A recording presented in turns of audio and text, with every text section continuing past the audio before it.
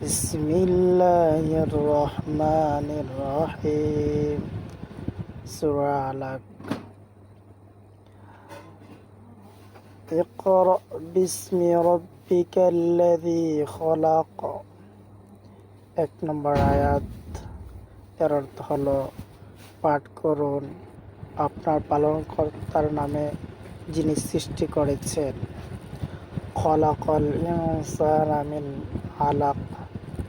২ নম্বর আয়াত এর অর্থ হলো সৃষ্টি করেছেন মানুষকে জমাট রক্ত থেকে। ইকরা রব্বুকাল আকরম।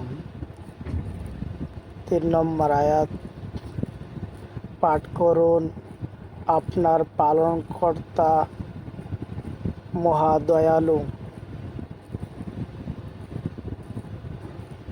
আল্লাযী আল্লামা বিল কলম।